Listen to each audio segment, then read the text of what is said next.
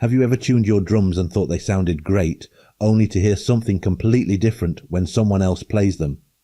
In this video, I'm going to show you how to tune your resonant heads for the perfect sound, no matter where you're playing. Stick around because these tips will make your drums sound like never before. Tuning drums can be a tricky art, especially when it comes to resonant heads. These often overlooked components are key to getting projection, tone and sustain from your kit. If you've ever struggled to make your drums sound natural and balanced, you're in the right place. Today, I'm going to break down my exact process for tuning resonant heads, so you can get that sweet spot of sound every time. Welcome back to the channel. Don't forget to like and subscribe if you haven't already.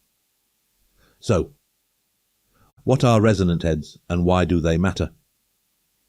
Resonant heads aren't just the other side of the drum. They're responsible for the projection, tone and sustain of your drum's sound. The batter head might handle feel and attack, and the general tone of the drum. But without the resonant head, you'll never achieve the full-bodied sound your drum is capable of. The resonant head really controls the degree to which the batter head sounds as you want it to, based on your desired tuning. As the batter head sets the main tone and sound of the drum, the resonant head fine-tunes that sound, or refines it to project in a specific way. In effect, it controls whether your batter head bends downward, or whether it bends upward. This can make a deep sound deeper and a higher tone sound higher. But if you like tighter batter heads, the resonant head can add depth to it.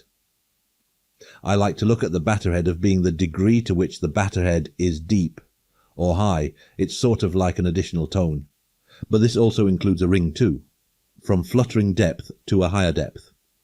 You will only understand what I am saying by experiencing it, so in your quest for the greatest sound. Experiment with higher and lower tuned resonant heads, and you will come to understand what I am trying to describe. My step-by-step tuning process. Step 1. Reset everything. Start by detuning both the batter and resonant heads completely, then slowly tension each head just enough to remove wrinkles near the rims. This ensures they're properly seated. You may want to press down on them with your hands to make absolutely sure they're seated correctly. You may have to tighten the head a little after pressing on the head, as it will most likely begin to stretch the head, especially the edges where the head folds around the rim of the drum shell. Step 2. Dial in the resonant head. Give each lug on the resonant head a half turn to increase tension, then shift focus to the batter head, tuning it to achieve the general tone you want. Again, don't forget to experiment with different tensions. In the end, this is really a process of trying to match the sound of the drum with the sound of the drum you have in your head. So like most things, it's a good idea to have a basic idea of what you want the drum to sound like. Then mold your tuning technique until it produces the sound you want. We can begin to see that tuning is a really personal thing. Only experimentation will begin to bring out of you. Step 3. Fine-tuning for natural sound. Adjust individual lugs to refine the sound. If you want less ring and more boom, consider slackening a lug or two on the resonant head. In the end, you are trying to produce a specific sound, which may include loosening just 1 or 2 lugs on either side of the drum, and on either drum head, or even adding a small piece of gaffer tape here and there. But as in all things, less is more.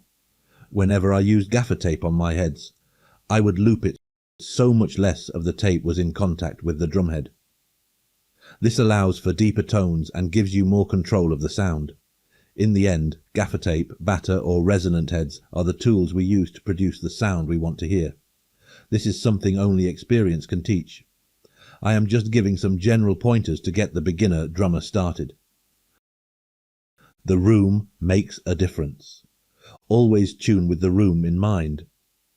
The furnishings, whether it's wood, curtains or carpet, affect how your drums resonate. Test your drum's sound at arm's length to hear how it carries in the space.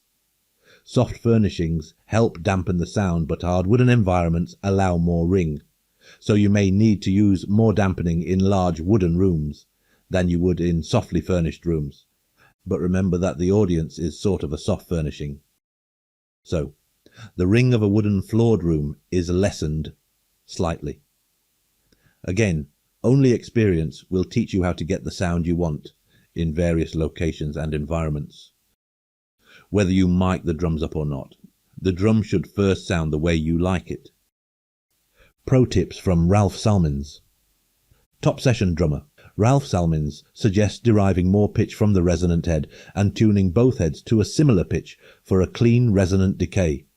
He also emphasizes the importance of changing resonant heads every few years for the best results.